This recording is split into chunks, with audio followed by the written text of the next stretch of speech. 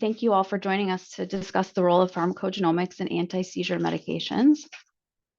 I have no disclosures, and today we'll be talking about or reviewing existing PGx guidance for anti-seizure medications, discussing the utility of PGx testing in anti-seizure medications, and then utilizing a patient case to explore considerations and recommendations for PGx testing as well as medication therapy management.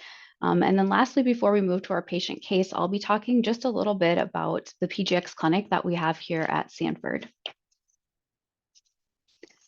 And so recently I've had a few questions from both providers as well as genetic counselors regarding the potential benefits of PGx testing in the setting of epilepsy. And so for me, that was a really excellent opportunity to kind of review the available PGx information and guidance.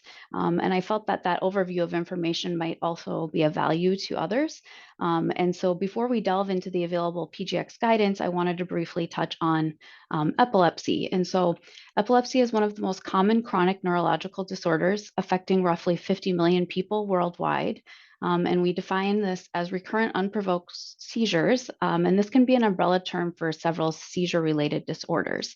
And so typically we're going to see epilepsy managed with our anti-epileptic drugs, also known as AEDs or anti-seizure medications.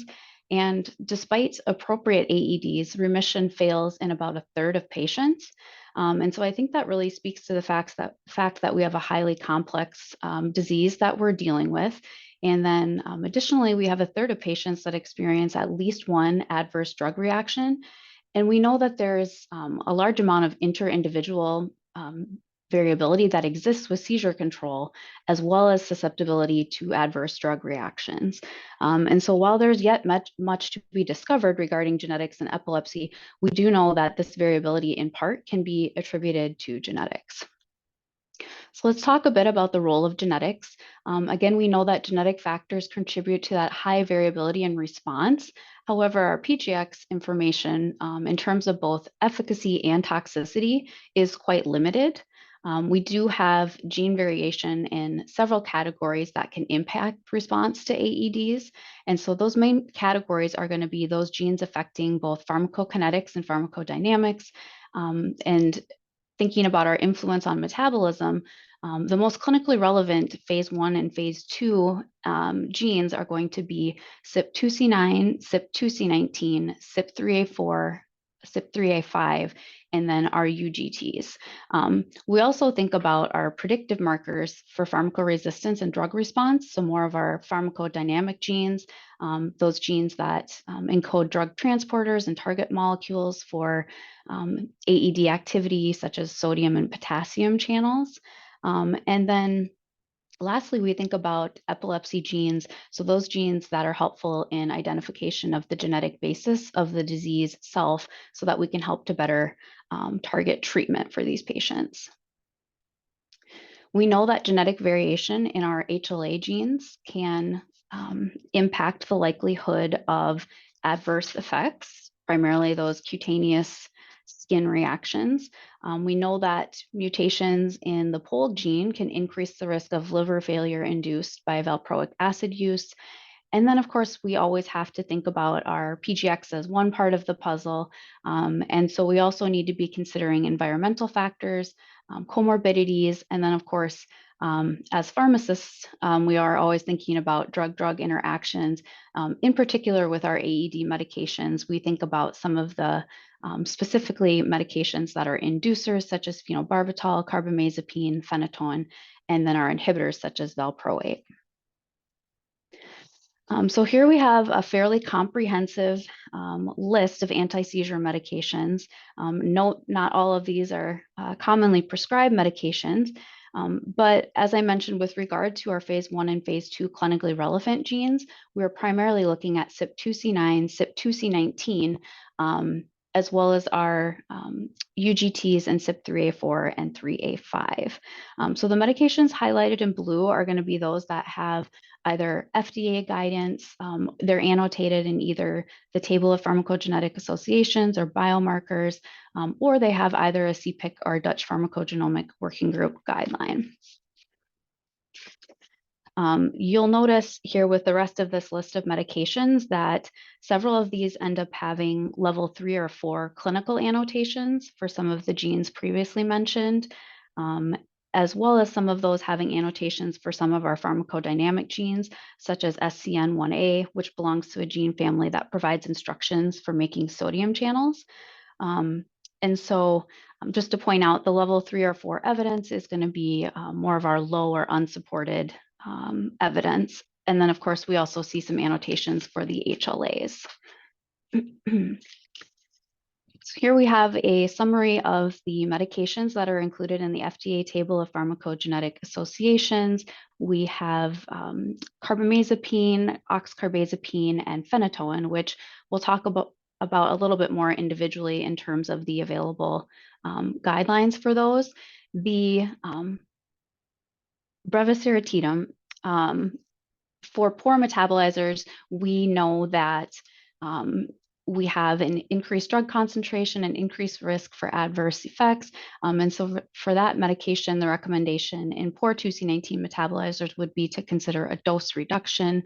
For clobazam, we know that being a poor metabolizer of 2C19 can have implications for increasing the active metabolite, increasing that risk of adverse reactions. So we have some specific dosing recommendations there to start our dosing at 5 milligrams per day, titrate slowly, but to half of the recommended dose. And then diazepam is a bit more gray in terms of our 2C19 poor metabolizers, suggesting that systemic concentrations may be impacted. And then we have both lacosamide as well as valproic acid that are included in the table of pharmacogenomic biomarkers. And so for the valproic acid, this medication is contraindicated in patients with known POLG mutations and is also contraindicated in children less than 2 with suspicion of POLG-related disorders. The lacosamide is a bit more informational in terms of stating that the pharmacokinetics that we have suggests that between poor 2C19 metabolizers and normal metabolizers, there's no clinically relevant differences. One other thing I did want to point out and why I included this slide was just to highlight that several of these medications, while they may not have a CPIC guideline or Dutch guideline, maybe not included in the FDA table of pharmacogenetic associations, they still do have quite a bit of drug-drug interaction information or recommendations within the package labeling. Cannabidiol is a pretty good example of some pretty significant drug interactions to consider, and some loose recommendations for either increasing or reducing the dose based on those interactions. One other thing I'll throw out when we're thinking about the pharmacogenomics and if we're thinking about where we might want to look for good information on inducers and inhibitors of certain genes or enzymes, I often use the Flockhart table, and then the FDA also has a pretty nice table of inhibitors and inducers. And so now moving on to our medications that have CPIC guidelines available. The dosing guideline for carbamazepine recommends an alternative drug for carbamazepine naive patients carrying at least 1 copy of HLA-B 1502 or HLA-A 3101. And this is due to the association of those alleles with an increased risk of Stevens-Johnson syndrome or toxic epidermal necrolysis. Additionally, that HLA-A 3101 is associated with an increased risk of drug reaction with eosinophilia and systemic symptoms or DRESS, as well as maculopapular exanthema or MPE. So one thing I did want to point out when we think about this, it's important to keep in mind both the regional and ethnic distributions of the HLA-B allele. And so studies have shown that the genetic risk of carbamazepine-associated serious skin reactions is going to be higher in several of our Asian countries with increased frequency of this HLA-B 1502 allele. However, oftentimes ancestry can be self-reported. And so I think in terms of clinical considerations, we always need to be thinking about, there can be errors in self-reporting as it pertains to ethnicity. And then the HLA-3101 allele is going to be associated with a wider range of hypersensitivity reactions. and it's also going to be present in many different populations. So the strongest association for DRESS and Stevens-Johnson syndrome, as well as TEN, is going to be in European and Japanese patient populations. For the CPIC guideline for oxcarbazepine, we suggest an alternative drug for those patients carrying at least one copy of the HLA-B 1502 allele. And again, that's going to be due to that association of this allele with the increased risk of Stevens-Johnson syndrome. For CPIC guidelines for phenytoin, fosphenytoin, for this one, we have the association with the HLA-B 1502 variant allele, and its propensity to cause significantly increased risk of phenytoin-induced cutaneous reactions. But we also have to think about our CYP2C9 allele, in which case, if we have either a poor metabolizer or an intermediate with an activity score of 1, we would want to recommend some decreased maintenance dosing. The concern there would be for toxicity in the form of CNS toxicity for those with decreased metabolism. And then our last medication that has a guideline would be lamotrigine. We have a Dutch Pharmacogenomics working group guideline, and that suggests avoiding lamotrigine in patients with HLA-B 1502 if an alternative is available. And so in summary, we have 4 medications that have either CPIC or Dutch Pharmacogenomic Working Group guidelines, and we have a few others that have FDA-specific dosing guidance, maybe included in that table of pharmacogenetic associations, and then our package inserts with the drug-drug interaction recommendations. So before we move to our patient case, I wanted to briefly just give a little bit of background on the Sanford PGX clinic that we have here in Sioux Falls. So we do clinic 2 mornings a week and 1 full day. We have in-person appointments in Sioux Falls and video visits for South Dakota, North Dakota, Minnesota, and Iowa. And these appointments are staffed by a clinical pharmacist and a nurse practitioner. I think it's very advantageous for us that our nurse practitioner is specialized in both PGX as well as medical genetics.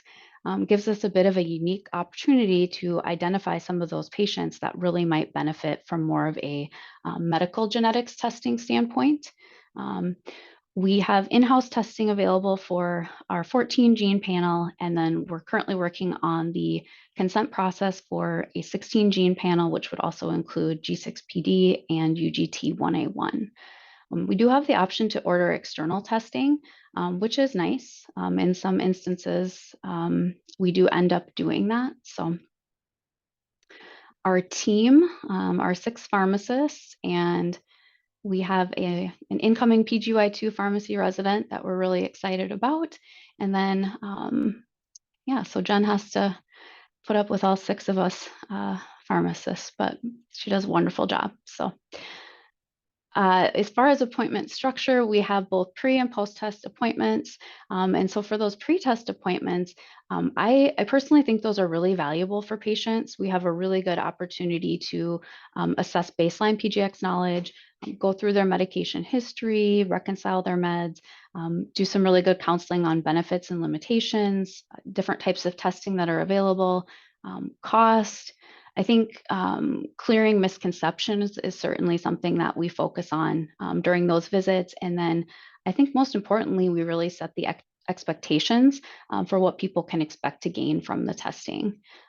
Lastly, we can order the PGX testing in the clinic. Just did not mean to do that. We can order the testing in the PGX clinic. And then if we do that, we ask patients to come back to review the results with us.